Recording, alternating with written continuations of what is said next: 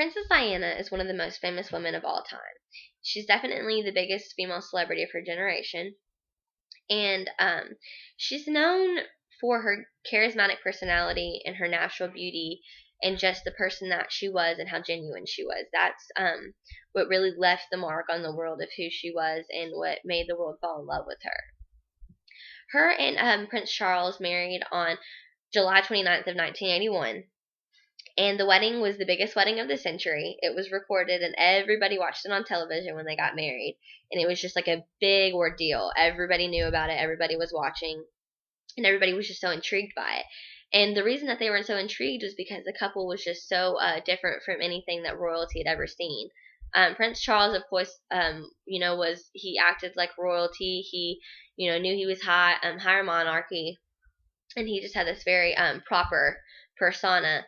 And then Princess Diana, at the same time of being 19, still, seemed proper. But at the same time, she was this fashion icon, and she had a sense of style, and she was just naturally beauty, and it just caught people's eye. They were just like, this woman, she's just seems so charming.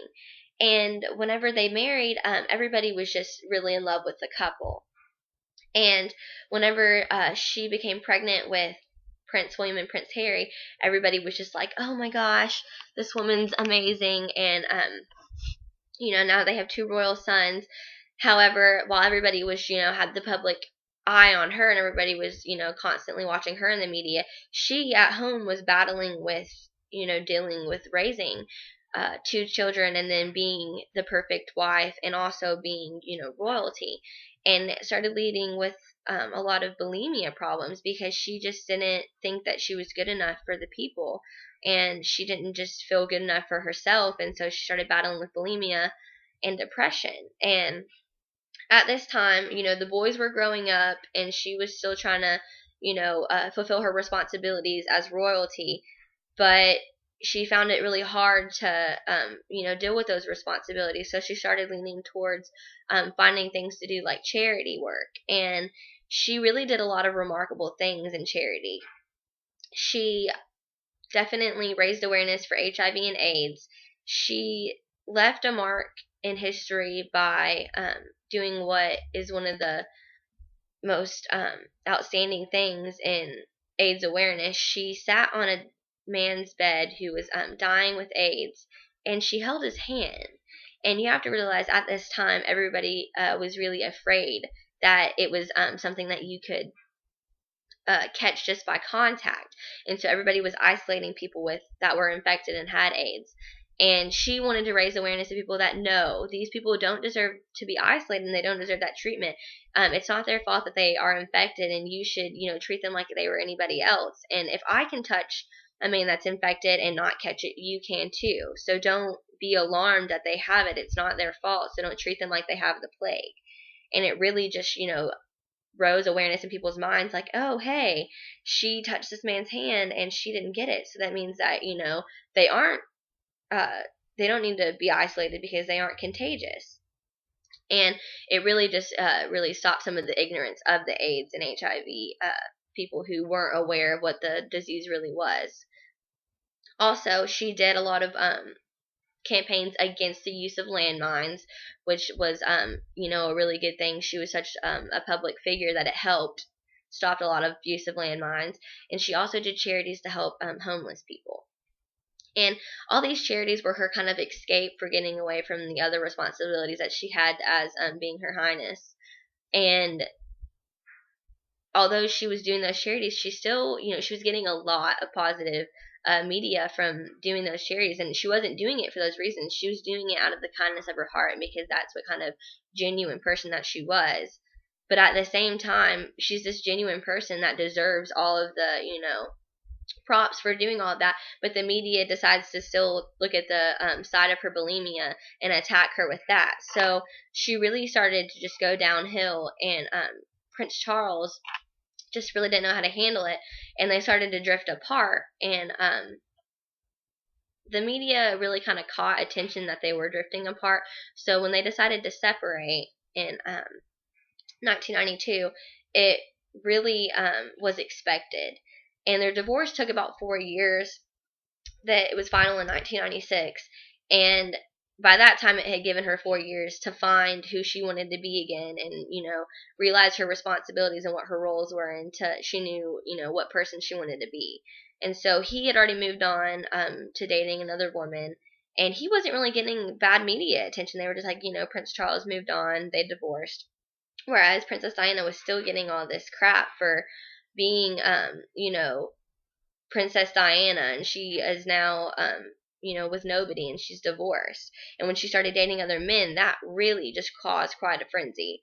And one of the most tragic things that have happened in world history is Princess Diana's death, and that all happened because of her dating another man. Princess Diana was dating a man named Dadi Al-Fayed, and he was associated with Playboy, so the media was definitely, all up in their business. And one night they were eating at the Ritz in Paris. Dottie's father owned the Ritz, and so they had went to precautionary measures to avoid being near the paparazzi by eating there. However, they caught wind, so they decided to leave, and the paparazzi chased them down in their car. There was a high-speed car chase, and the driver lost control of their car. He was going 80 miles per hour, and he crashed into a tunnel in Paris. He crashed into a concrete wall. And Princess Diana was rushed to the hospital, and that happened at 1 a.m., and she lived until 4 a.m. and then died. And then it was broadcasted to the world what had happened, and it was just tragic. Everybody just automatically was in mourning, because this girl, she had done so many amazing charity things, and because she had just been, she was a fashion icon, but she was also known just for being genuine and sincere. She didn't care about the publicity. She didn't care about the fame. She just really wanted to be, a normal person, and not necessarily normal in the sense of not a celebrity, because she can't just go from being royal to not, but she just wanted to be able to have a relationship and be happy, and, the media just leave her alone. And that couldn't happen, and everybody just felt like her death was so unjust, because she didn't deserve to die. She had done so many nice things for people. Why would the paparazzi run her down to her death? Why did they need to bombard her and attack her like that? And everybody was just in shock and disbelief. And so when they had her funeral procession, it was a private funeral. However, it was broadcasted on television and on the radio, and everybody was around the world was watching it, because they were all in mourning. They had felt like they had lost somebody that was close to them, like a close friend. That's what the world felt like, because that's what kind of impact she left on these people's lives. She was so amazing and so charismatic and wonderful, and she was just so genuine, and it really, really broke hearts of the world. And so Earl Spencer, Princess Diana's brother, gave this tribute speech at her funeral that just left a lasting impression on everybody's minds and hearts. And it was really in defense of her as well as a tribute to her. And he just had so much compassion while giving it, and so much just empathy and emotion in it, because it was his sister, and he just couldn't believe that this wonderful human being that was his sister was such bombarded and attacked by the paparazzi that she had to die because of it. And so I'm going to read you a couple of excerpts from his speech that left the good qualities of Princess Diana, which was the whole point of the speech, was to have a tribute to show people some of the amazing things that she did, and also to leave them with the good qualities and lasting impressions of her. For such was her extraordinary appeal that tens of millions of people taking part in the service all around the world via television and radio, who never actually met her, feel that they too lost someone close to them in the early hours of Sunday morning. It is more remarkable tribute to Diana than I can ever hope to offer today. And it's true, everybody felt like they had lost someone close to them, and everybody was tuned in, because they were all mourning, and we as the world just really cared for this person. Even if we didn't know her personally, we cared.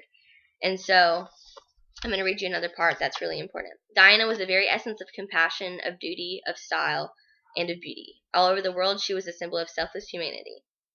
Someone with a natural nobility, who was classless, and who proved in the last year that she needed no royal title to continue to generate her particular brand of magic.